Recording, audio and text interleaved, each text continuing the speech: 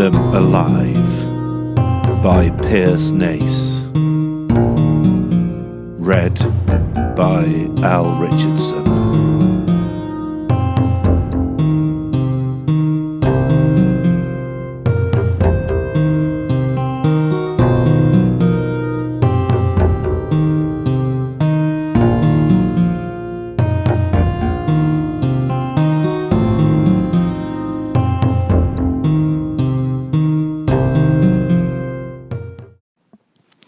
Chapter 6. When Slayer finished off the pup and dropped into sleep once more, Dyke carried his sack into the cabin and began immediately to work on the first of the many treatments for his skin that he hoped would repel Slayer and the other mantises when he went back to Malpelo. Toward the bottom of his sack he found a large spray can of dog repellent that gardeners use to protect their yards. He'd bought it a year ago on one of his infrequent trips into town for supplies he could not find in the jungle. He'd put it on his flower garden in the front yard. But what would it do to a man's skin, he wondered. He could not know the answer unless he tried it on himself.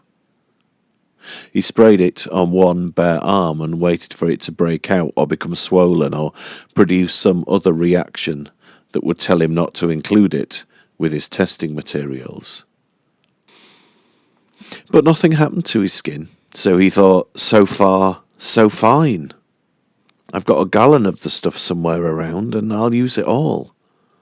I'll use it full strength, not the diluted way I did for the jungle animals. A mixture that repulsed ordinary little beasts would likely be far too weak to affect Slayer. Any human meat that disgusted him and sent him away without eating would have to have the most potent taste and smell ever known anywhere. He told himself, I've got to make Slayer understand that I'm not to be his meal, not ever. He must not tear my body apart, suck my blood, strew the jungle with my remains. God, the very damn possibility of it takes my breath. But he knew he need not fear the beast, not if he were able to find a potion that would be his safeguard. So he tried once, twice, and countless times more as the days went by. He stirred up only one combination of ingredients at a time, captured a small rodent, smeared the animal's hide with the paste, then tossed it into Slayer's cage. Again and again the mantis pounced upon the running meal, tearing it to bits or sometimes eating it whole. Now and then he sucked out the blood first, then scraped the inside with his mammoth claws, eating until there was no remnant of the meal left. 2 weeks Dyke worked, trying one formula after another. At last he put together a jar of dregs from an oil refinery that an American had left in a cafe in Barranquilla, just to stink up the place for fun. It smelled like rotten cabbage, as refineries always did.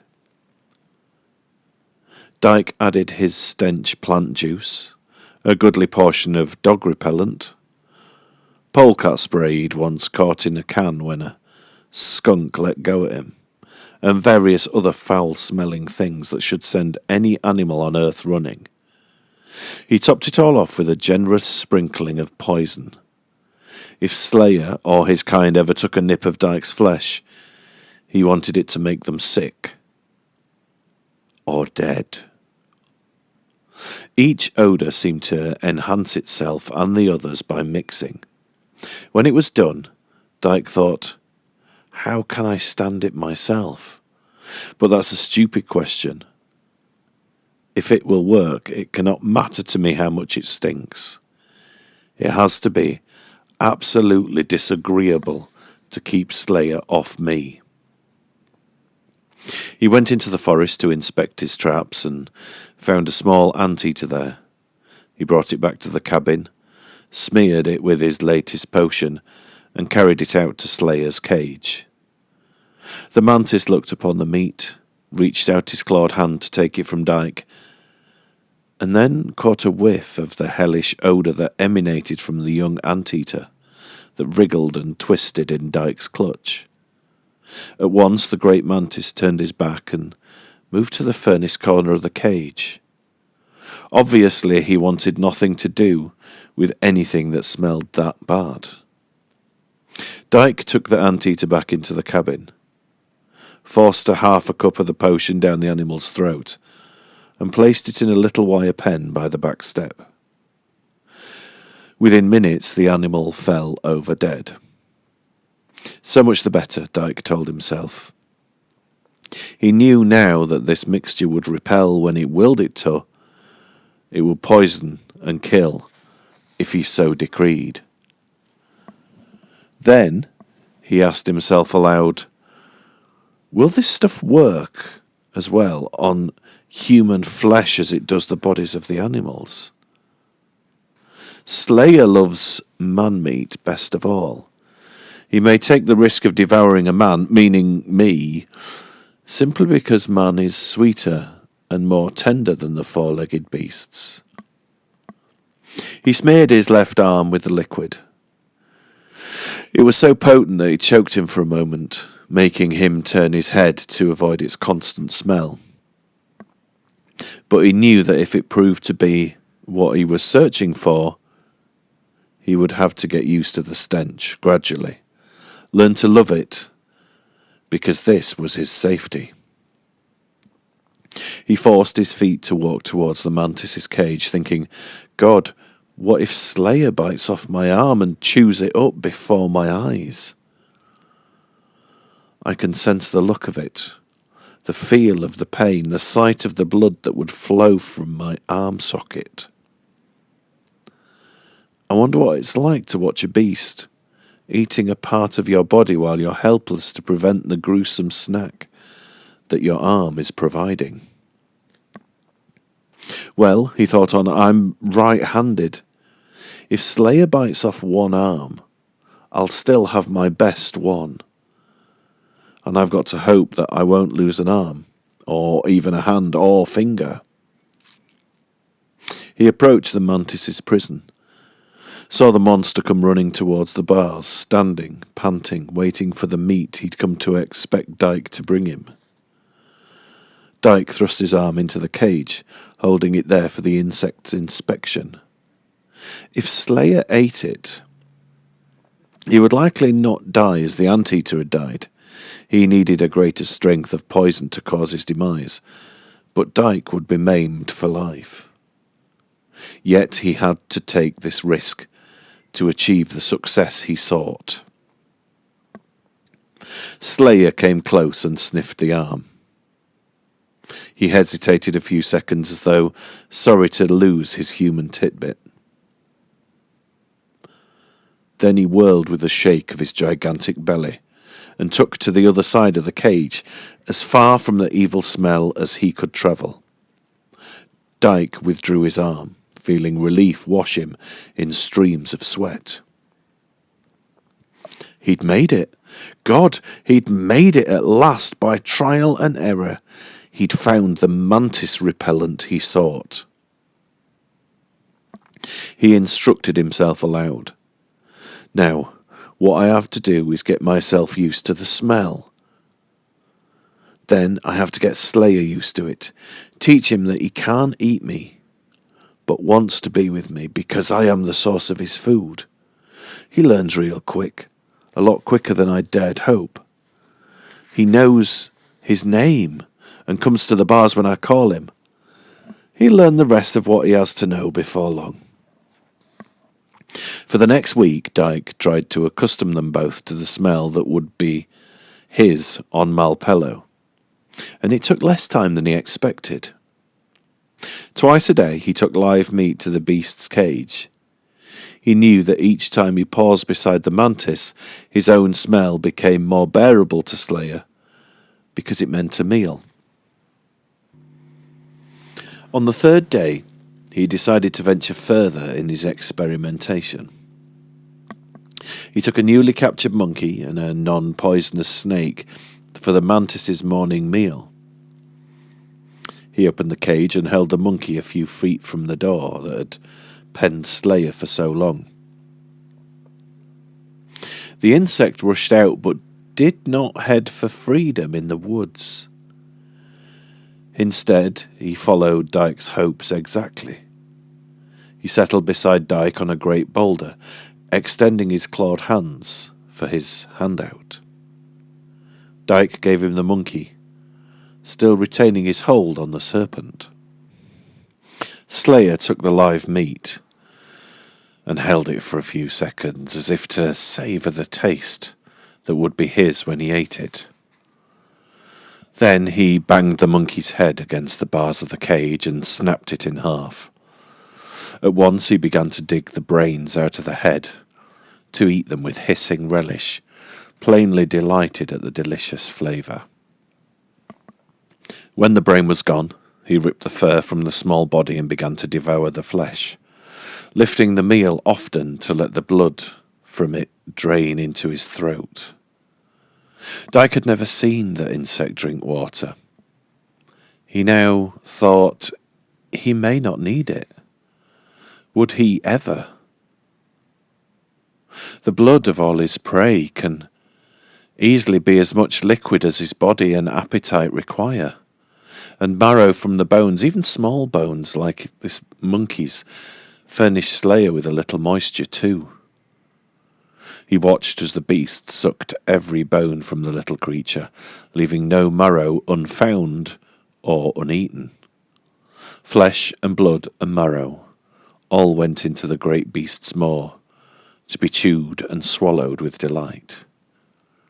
When there was no monkey left, Slayer turned back to the man, holding out his claws for more. Dyke held tightly to the tail of the snake as he let it slither towards the mantis. Instantly Slayer caught the prey, pinning it to the ground as he rammed his claws through the body. The snake was at least 6 feet long, but it could only twist and strain in the mantis's grasp. It could not escape, so Dyke loosed his hold on it. He saw that there were 4 large lumps in the snake's body. It must have raided a bird's nest in the last few hours and swallowed the eggs, which were now waiting to be digested. He wondered whether Slayer would spot them. He did. While he held the snake down with one claw, he used the other one to rip open the long, wriggling body and expose the inner parts of it. At once he came on an egg and popped it into his mouth, pausing a bit to widen his protruding eyes at the enjoyment of this new flavour.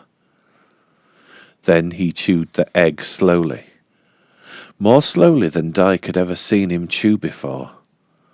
When the egg was gone, he spied the other 3, dug them out from the snake's body and ate them slowly, seeming to find raw eggs much to his liking.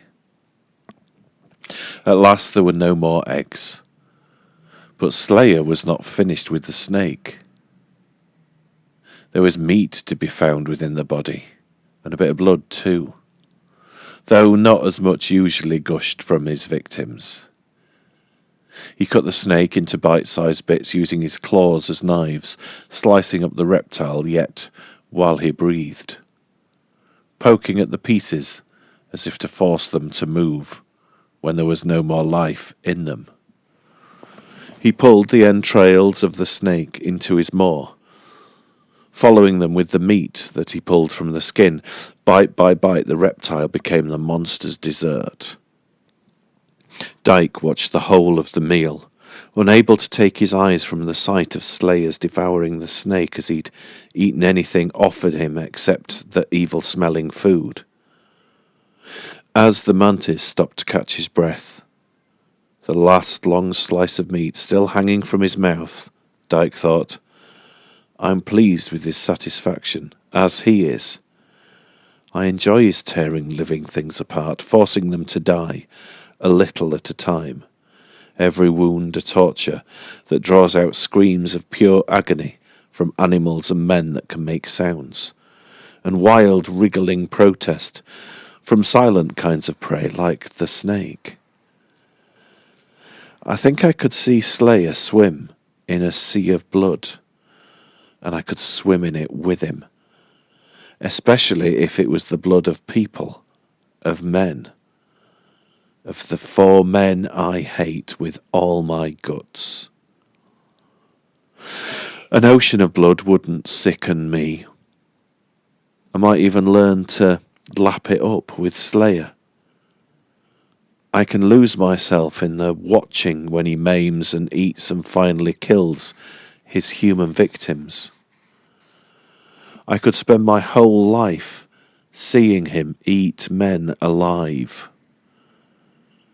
And the greatest joy of all will be when I watch him devour every bite of flesh and drink every drop of blood from those 4 men. As Slayer sucked the last bite of snake into his maw, he turned to Dyke for more. But Dyke said, "No, Slayer, no more. Not until tonight. Go into your cage and go to sleep now." The beast looked at the man, his eyes protruding more than normal, his claws working fitfully, his mandibles chewing, though there was nothing left to chew. Dyke pointed towards the cage. "In, Slayer, inside."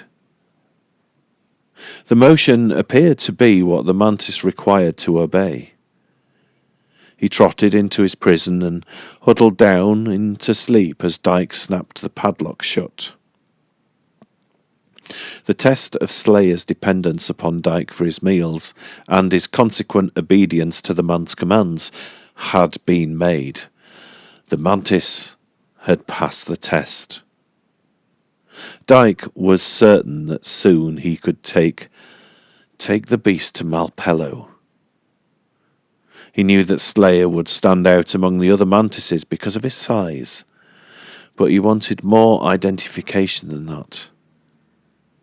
He looked about the cabin for any bright-hued paint he might have stowed somewhere.